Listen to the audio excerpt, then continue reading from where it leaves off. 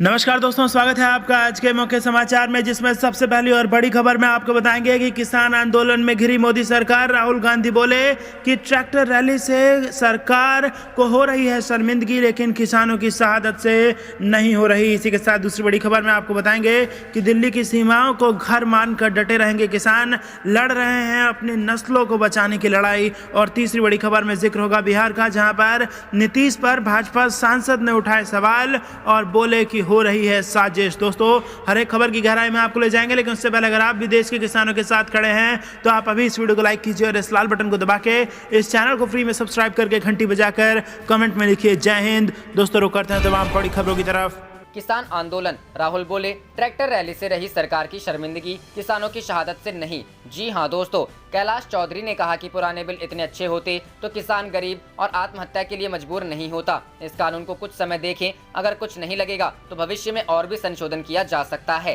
केंद्रीय कृषि राज्य मंत्री कैलाश चौधरी ने कहा कि सुप्रीम कोर्ट के फैसले का हम स्वागत करते हैं। जो कमेटी बनाई गई है निश्चित रूप से आने वाले समय में सबसे निष्पक्ष राय लेगी। कमेटी किसान यूनियन के लोगों से और अन्य विशेषज्ञों से भी राय लेगी और उसके बाद निर्णय देगी। कृषि कानूनों के खिलाफ टिकरी बॉर्डर पर किसानों का विरोध प्रदर्शन आज 49वें दिन भी जारी है। कृषि कानूनों की वापसी और एमएसपी पर कानून बनाने की मांग को लेकर आंदोलन कर रहे किसान आज देश भर में लोहड़ी पर कृषि कानूनों की कॉपी जलाएंगे। यूपी गेट पर किसानों की तरफ से कार्यक्रम का आयोजन किया गया है। यूपी गेट पर 3 कृषि कानूनों की वापसी और एमएसपी पर कानून बनाने की मांग को लेकर किसान 49 दिनों से आंदोलन कर रहे हैं। किसानों की तरफ से लगातार कृषि कानूनों का विरोध किया जा रहा है। इसी कड़ी में बुधवार को किसान लोहड़ी के अग्नि में तीनों कानूनों की कॉपी को जलाकर विरोध जताएंगे। यूपी गेट पर शाम 5:30 बजे कार्यक्रम का आयोजन किया जाएगा। मंच के पास लोहड़ी जलाई जाएगी। रुख करते हैं अगली खबर की तरफ। किसान बोले दिल्ली की सीमाओं को घर मानकर डटे रहेंगे, लड़ रहे हैं अपनी नस्लों को बचाने की लड़ाई। जी हां दोस्तों, सुप्रीम कोर्ट ने तीनों कृषि कानूनों को अमल में लाने पर रोक लगा दी है। साथ ही एक कमेटी का गठन कर दिया है जो कि सरकार और किसानों के बीच कानूनों पर जारी विवाद को समझेगी और सुप्रीम कोर्ट को रिपोर्ट सौंपेगी। मंगलवार को सुप्रीम कोर्ट द्वारा सुनाए गए इस फैसले को किसानों ने सिरे से नकार दिया। किसानों ने कहा कि मौजूदा केंद्र सरकार कोर्ट के फैसले को नहीं मानती है, वह जो चाहती है वही अपना मन का करती है। किसानों ने कहा कि जब तक तीनों कृषि कानूनों की वापसी नहीं हो जाती तब तक वह दिल्ली की सीमाओं को ही घर मानकर यहीं पड़े रहेंगे। गाजीपुर बॉर्डर पर किसानों ने कहा कि नरेंद्र मोदी के नेतृत्व वाली सरकार किसी न्यायालय के फैसले को नहीं मानती। उन्हें पूरा यकीन है कि सुप्रीम कोर्ट द्वारा सुनाया गया यह फैसला भी ये सरकार नहीं मानेगी। कोर्ट का इस फैसले से गुमराह होकर अब किसान दिल्ली से वापस नहीं जाएंगे। जब तक तीनों कृषि कानूनों को संसद में रद्द नहीं किया जाता और एमएसपी पर कानून नहीं बन जाता, वह यहाँ से हिल नहीं सकते। किसानों ने कहा कि अब तो वह अपने खेतों को ही नहीं बल्कि अपनी नस्लों को बचाने की लड़ाई लड़ रहे हैं। आखिर कब तक किसानों का शोषण होता रहेगा? किसान हाड़ तोड़ मेहनत कर अन्न पैदा करें और मुनाफा बिचौलिए कमाएं। अब ऐसा नहीं होगा। किसान इस बार अपना हक वापस लेकर ही दिल्ली से जाएंगे। किसान नेता राकेश टिकैत ने कहा कि देश के किसान सुप्रीम कोर्ट के फैसले से निराश हैं। कोर्ट ने जिन अशोक गुलाटी की अध्यक्षता में कमेटी बनाकर किसानों से बातचीत करने को कहा है, उन्होंने कृषि कानूनों को लागू करने की सिफारिश की थी। इस कमेटी में शामिल सभी सदस्य खुली बाजार व्यवस्था व कानून के समर्थक हैं। किसानों की मांग कानून को रद्द कराने व एमएसपी को कानून बनाने की है। जब तक यह मांग पूरी नहीं होगी तब तक आंदोलन जारी रहेगा। रुख करते हैं अगली खबर की तरफ। नीतीश पर भाजपा सांसद ने उठाए सवाल, बोले हो रही है साजिश। जी हां दोस्तों, बिहार के पटना में हुई इंडिगो कंपनी के मैनेजर की हत्या को लेकर भाजपा सांसद ने नीतीश सरकार पर सवाल उठाए हैं। सांसद विवेक ठाकुर ने कहा कि आपराधिक चरित्र नहीं होने के बावजूद हुई रुपेश की हत्या चिंताजनक है। यह राज्य की नवगठित एनडीए सरकार पर सवाल उठाता है। उनका कहना है कि कहीं सुनियोजित रणनीति के तहत सरकार की छवि खराब करने की कोशिश तो नहीं की जा रही है। हिंदुस्तान के मुताबिक बीजेपी सांसद ने कहा कि पटना पुलिस को इस घटना को चुनौती के रूप में लेना चाहिए। 3 से 5 दिनों के अंदर इस आपराधिक वारदात की पड़ताल कर परिणाम देना चाहिए। आवश्यक हो तो इसे सीबीआई को देना चाहिए। आखिर किस वजह से यह हत्या हुई? कहीं सुनियोजित रणनीति के तहत सरकार की छवि खराब करने की कोशिश तो नहीं की जा रही? आखिर बिना आपराधिक चरित्र के व्यक्ति को गोली मारा जाना दुखद है। गौरतलब है कि पटना एयरपोर्ट पर इंडिगो कंपनी के मैनेजर रुपेश कुमार सिंह की अपराधियों ने गोली मारकर हत्या कर दी। मंगलवार शाम 7:15 बजे शास्त्री नगर थाना क्षेत्र के पुनाईचक स्थित कुसुम विला अपार्टमेंट में घुसकर अपराधियों ने 6 गोली मारी। राजा बाजार स्थित अस्पताल ले जाने के दौरान रास्ते में उन्होंने दम तोड़ दिया। अस्पतालों में डॉक्टरों ने उन्हें मृत घोषित कर दिया। घटना के वक्त अपार्टमेंट का गार्ड नहीं था। गोली मारने के बाद अपराधी फरार हो गए। रुख करते हैं अगली खबर की तरफ। दुष्यंत के विधायक टूटे तो निर्दलीय भी छोड़ सकते हैं खट्टर का साथ। अविश्वास प्रस्ताव लाने की तैयारी में कांग्रेस। जी हां दोस्तों, कृषि कानूनों के खिलाफ किसानों के आंदोलन के बीच कांग्रेस की नजर हरियाणा पर है। हरियाणा में भाजपा सरकार पर दबाव बढ़ता जा रहा है। मुख्यमंत्री मनोहर लाल सरकार का समर्थन कर रही जननायक जनता पार्टी और कई निर्दलीय विधायक इन कानूनों के खिलाफ हैं। वह किसानों की कानून वापस लेने की मांग के साथ है। यही वजह है कि मुख्यमंत्री मनोहर लाल और उप मुख्यमंत्री दुष्यंत चौटाला ने केंद्रीय गृह मंत्री अमित शाह से मुलाकात की है। हरियाणा से ताल्लुक रखने वाले कांग्रेस के एक वरिष्ठ नेता ने कहा कि प्रदेश में भाजपा सरकार की राह आसान नहीं है। जननायक जनता पार्टी के अध्यक्ष के तौर पर दुष्यंत चौटाला ने इस मुद्दे पर सख्त रुख नहीं अपनाया तो कई विधायक उनके खिलाफ जा सकते हैं, क्योंकि जसपा को ग्रामीण क्षेत्रों से समर्थन मिला था।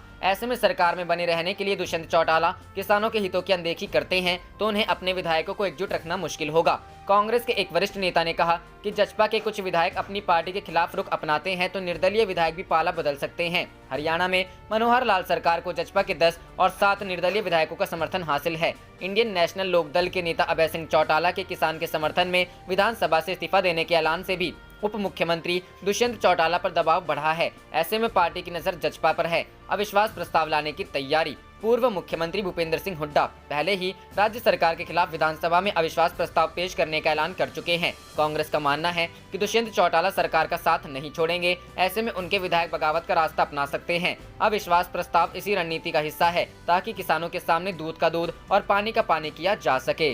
रुख करते हैं अगली खबर की तरफ। किसान आज जलाएंगे कृषि कानूनों के प्रति सुप्रीम कोर्ट के फैसले के बावजूद आंदोलन जारी। जी हां दोस्तों, सुप्रीम कोर्ट ने मंगलवार को अगले आदेश तक नए कृषि कानूनों को लागू करने से रोक लगा दी। इसके बावजूद किसानों का प्रदर्शन दिल्ली की सीमाओं पर जारी है और किसान आज लोहड़ी पर तीनों कृषि कानून की कॉपी जलाएंगे। प्रदर्शन कर रहे किसानों ने गणतंत्र दिवस पर दिल्ली और देश के अन्य हिस्सों में ट्रैक्टर परेड निकालने की चेतावनी दी है। इससे पहले किसानों ने 7 जनवरी को दिल्ली के चारों तरफ ट्रैक्टर रैली निकाली थी। हालांकि केंद्र सरकार ने सुप्रीम कोर्ट से इस पर रोक लगाने की मांग की थी। इसके बाद कोर्ट ने मंगलवार को किसान संगठनों को नोटिस जारी कर जवाब मांगा है, लेकिन ट्रैक्टर रैली को लेकर राकेश टिकैत ने कहा कि 26 जनवरी को योजना के अनुसार ट्रैक्टर रैली जारी रहेगी और किसान सीमाओं को नहीं छोड़ेंगे।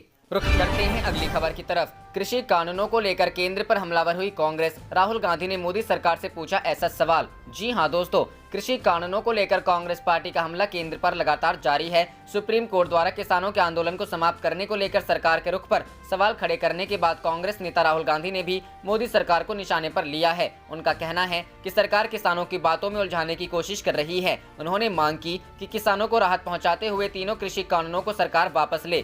कांग्रेस के पूर्व अध्यक्ष राहुल गांधी ने सरकार और किसानों के बीच बढ़ते वार्ता के दौर को लेकर प्रतिक्रिया दी है। उन्होंने ट्वीट कर कहा, सरकार की सत्याग्रही किसानों को इधर उधर की बातों में उलझाने की हर कोशिश कर रही है, जो बेकार है। अन्नदाता सरकार के इरादों को समझता है। उनकी मांग साफ है कि कृषि विरोधी कानून वापस लो, बस। उन्होंने सवाल किया कि आखिर जब समाधान निकालने की मंशा सरकार रखती है तब भी समाधान क्यों नहीं निकल रहा। इससे पहले भी राहुल ने किसान आंदोलन को लेकर सरकार को घेरा था। बीते सोमवार को राहुल गांधी ने अपने भाषण का एक पुराना वीडियो ट्विटर पर शेयर किया था। उन्होंने लिखा था, अब भी वक्त है मोदी जी, पूंजीपतियों का साथ छोड़कर अन्नदाताओं के साथ दीजिए। उल्लेखनीय है कि अपनी मांगों को लेकर हजारों किसान दिल्ली की सीमा पर पिछले करीब 1.5 महीने से प्रदर्शन कर रहे हैं। किसान संगठनों की मांग है कि तीनों कृषि कानूनों को वापस लिया जाए और न्यूनतम समर्थन मूल्य की कानूनी गारंटी दी जाए। सरकार का कहना है कि ये कानून कृषि क्षेत्र में बड़े सुधार के कदम है और इनसे खेती से बिचौलियों की भूमिका खत्म होगी तथा किसान अपनी उपज विदेश में कहीं भी बेच सकेंगे। किसान संगठनों और सरकार के बीच कई दौर की बातचीत के बावजूद अब तक गतिरोध पूरी तरह खत्म नहीं हो पाया है।